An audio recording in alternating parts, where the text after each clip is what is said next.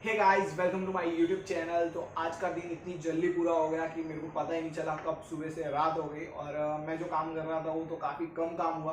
But उसके बाद मैंने मूवी देखनी चालू की तो मूवी भी फुश गायब हो गई पूरी मूवी। और उसके बाद एक वीडियो देखी थी मैंने ध्रुव राठी की, तो उसके बारे में मैं आपको बताता हूँ।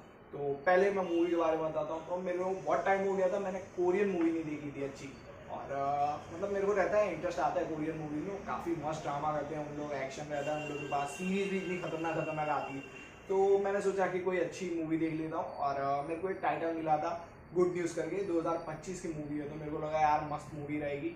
और थोड़ा ही टाइम बच रहा था मेरे पास, तो मैंने सोचा यही मूवी डाउनलोड करता हूँ।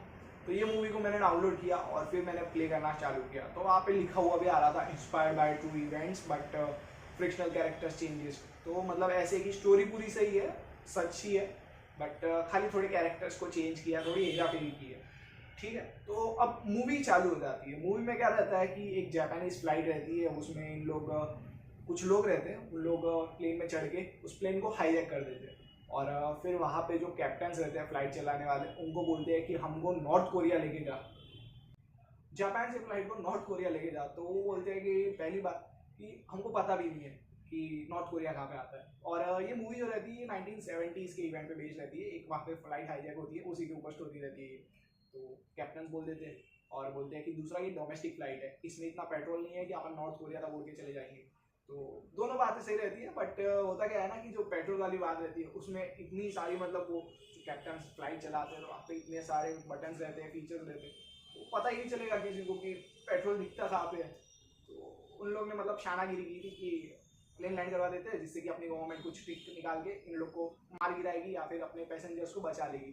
बट ऐसा कुछ नहीं होता है, उल्टा गवर्नमेंट एडी रहती है मेरे को तो लगता है जापान की। उस टाइम पे इन लोग क्या करते हैं कि वहाँ का डिफेंस मिनिस्टर रहता है, उसको गुस्सा आता है कि ऐसे रेबेलियन ग्रुप ऐसे कैसे कर सकता है। तो वो प्लेन जो खड़ा है उसके आगे फाइटर जेट को लेकर आ जाते हैं और फिर उसमें से बंदा उतर के भाग के चला जाता है। और वो डिफेंस मिनिस्टर पता है क्या बोलता है? वो बोलता है कि कैसा लगे अगर आपकी गाड़ी के सामने कोई और गाड़ी डाल के चला जाए। मतलब कोई सेंस ही नहीं था, ऐसी पागलगिरी इन लोग ने पता नहीं क्यों की थी।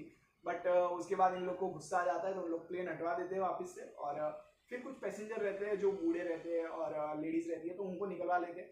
तो कुछ 120 पैसेंजर्स रहते हैं, उसमें से कुछ लोगों को निकाल देते हैं। तो 108 या 106 लोगों को उन लोग अपने अंडर रखते हैं। उसके बाद क्या होता है कि उन लोग फिर फ्यूलिंग व्यूलिंग भरवा लेते हैं और उसके बाद उन लोग को मैप दे देते हैं कैप्टन को कि आप जाओ, उड़ो, अभी आपसे तो उड़ जाओ, गवर्नमेंट के पास कोई प्लान नहीं है आपको बचाने का। तो उन लोग फिर वहाँ से टेक ऑफ करते हैं। अब जैसे ही उन लोग टेक ऑफ करते हैं तो नॉर्थ कोरिया जो जाना रहता है उनको, बट साउथ कोरिया क्या सोचता है कि अगर ये प्लेन जापान से नॉर्थ कोरिया चला गया तो नॉर्थ कोरिया वाले फिर उनसे पैसे मांगेंगे और अपनी जीडीपी कम कर देंगे और इनकी जीडीपी बढ़ा देंगे, ये वो ऐसा कुछ उन लोग की इशू रहती है, इंटरनल इशूज काफ़ी रहते हैं। तो उन लोग ये चाहते हैं कि वो जो प्लेन है वो नॉर्थ कोरिया के बदले साउथ कोरिया लैंड हो जाए और जापान उनके अंडर में आ जाए। मतलब उनके वहाँ एक एहसान रहे जापान पे, जिसकी वजह से अमेरिका की नज़र में जापान से अच्छा साउथ कोरिया हो। तो उस हिसाब से उन लोग वहाँ पे प्लानिंग कर रहे रहते हैं। तो उन लोग वहाँ पे एक बंदे को बुलाते हैं और फिर वो बंदा उस प्लेन को, मतलब जैसे होता है ना रेडार में ला के, फिर उससे बात करके उसको नॉर्थ कोरिया के बदले साउथ कोरिया में उतारता है और बोलते ही है कि ये नॉर्थ कोरिया है। और उसके बाद वहाँ पे उन लोग सेटअप कर लेते हैं, पूरा एयरपोर्ट को नॉर्थ कोरिया जैसा बना देते हैं और फिर सबको खड़े रखते हैं। बट काफ़ी चीज़ें उन लोग नोटिस कर लेते हैं। जब प्लेन लैंड होता है तो वो रेबेलियन ग्रुप उन लोग नज़र लगाते हैं एक दो जगह पे, तो उनको एक अमेरिकन प्लेन दिखता है, अमेरिकन बंदा दिखता है। और फिर उन लोग क्या करते हैं कि वहाँ पे, मतलब जैसे लोग वेलकम के लिए खड़े हैं एयरपोर्ट पे कि हाँ आप नॉर्थ कोरिया में आ गए हो, अब उतर जाओ।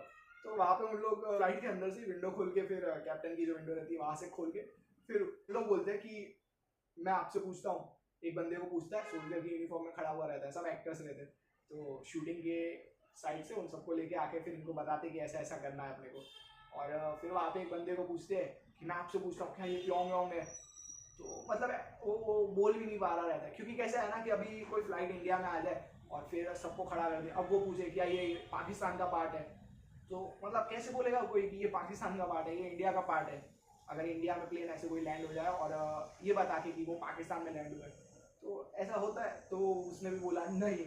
तो फाइनली उनको रियलाइज़ हो जाता है, काफ़ी चीज़ें उन लोग देख लेते हैं कि नहीं ये नॉर्थ कोरिया नहीं है, ये साउथ कोरिया है। बट उसके बाद उन लोग लाइट वाइट डाल देते हैं प्लेन की और उस प्लेन को वहीं पे अटका के रखते हैं। और उसके बाद उन लोग पूरी ट्राई करते हैं कि उन लोग पैसेंजर वहाँ से छुड़ा दें। और फाइनली क्या होता है कि जापान का एविएशन मिनिस्टर जो रहता है वो थक हार के फिर उनके पास सरेंडर हो जाता है और बाकी सारे पैसेंजर निकल जाते हैं। फाइनली फिर प्लेन वहाँ से निकलता है और नॉर्थ कोरिया चला जाता है। नॉर्थ कोरिया से फिर जो रेबेलियन ग्रुप रहते हैं उन लोग तो वहाँ पे नॉर्थ कोरिया में रह जाते हैं, और जो जापान का एविएशन मिनिस्टर रहता है वो वापस रिटर्न जापान चला जाता है नॉर्मली सेफली, कुछ प्रॉब्लम नहीं होती किसी को, और इसी पे ये पूरी स्टोरी रहती है। बट इतनी बोरिंग तरीके से उन लोग ने बताई है ना, मतलब लॉजिक ही नहीं है, इंटरेस्ट तो बहुत कम आएगा आपको। मतलब सोच, मतलब जो ट्रू स्टोरी पे इन लोग ने बनाई है तो ऐसी ऐसी चीज़ें दिखाई है कि आप मानोगे नहीं कि ये ट्रू इवेंट्स ऐसे हो सकते हैं। पर क्या पता भाई, अगर ट्रू इवेंट्स मतलब सडनली कुछ भी हो जाता है, फ्लाइट हाईजैक हो गई है, कुछ टेररिस्ट की डिमांड्स हो रही है, तो अपने को तो पता नहीं चलेगा कि क्या हो रहा है, कौन कैसे सोच रहा है। बट ये है कि इन लोगों ने मूवी बनाई, तो मेरे को तो कुछ पसंद नहीं आई मूवी खास, बट ठीक है, अच्छी तो नहीं बोलूँगा मैं, अभी जाने दो, अटपटी मूवी थी, हाँ ये बोल सकते हैं, और वन टाइम गो के लिए भी नहीं है ये मूवी।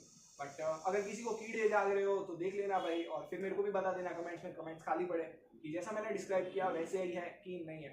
और कोई अच्छी कोरियन मूवी हो या सीरीज हो तो मेरे को रिकमेंड कर देना, मैं ज़रूर देखूंगा, मेरे पास टाइम तो बहुत है, एक दिन में एक मूवी या सीरीज तो देख ही सकता हूँ मैं, इतना टाइम है मेरे पास।